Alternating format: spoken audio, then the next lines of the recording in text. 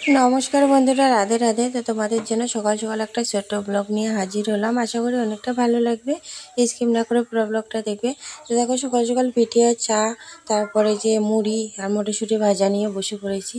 তো এদিকে বোন দেখো পুরো খুশি, কারণ ও যাবো শ্বশুর বাড়িতে, এই কারণে এতটা খুশি। আর আমি গেলাম বাবাদের বাড়িতে, ওখানে ওকে আমি কয়েকটা ভাত খাওয়াই দিলাম আমার মেয়েকে।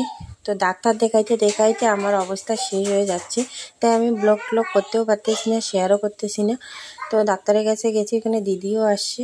আর এখানে দেখতেছি দেখো 100 টাকা দামের শাড়ি এসছে, তাই আমি একটা নেওয়ার কথা ভাবতেছিলাম, মাত্র 100 টাকা। তো বাজারে ঘাটে গেলে কিন্তু এই শাড়িগুলো করতে বেশ ভালোই লাগে।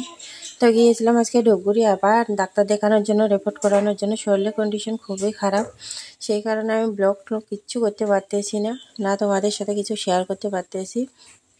এত শরীরের কন্ডিশন খারাপ হয়ে গেছে, কি বলবো। ওই দেখো আমার মুখ ফুলে কত বড় মানে ইসে হয়ে গেছে, আর পুরো শরীরটা ফুলে গেছে। তো সকাল থেকে কিচ্ছু খাই নাই আজকে আমি, মানে উপোস করে গিয়েছিলাম। আর সকালে যে তোমাদেরকে দেখাইলাম যে চা আর পিঠে, তারপরে যে মুড়ি মাখা, এগুলো কিন্তু পরের দিনের ব্লগটা ছিল। তো ওইটা আর আগের দিনের সব কিছু এক জায়গায় নিয়ে তারপরে আমি ব্লগটা আর কি এডিট করেছিলাম। তো ওইখানে যাওয়ার পরে ছেলে আমাকে যাওয়ার পথে বলেছে যাতে আমি বিরিয়ানি নিয়ে আসি ওদের জন্য। তো ছেলের জন্য নিলাম, তারপরে ভাস্তি গেছে, ভাস্তিও মানে নিল। তো হাফ প্লেটে 70 টাকা করে পড়েছে।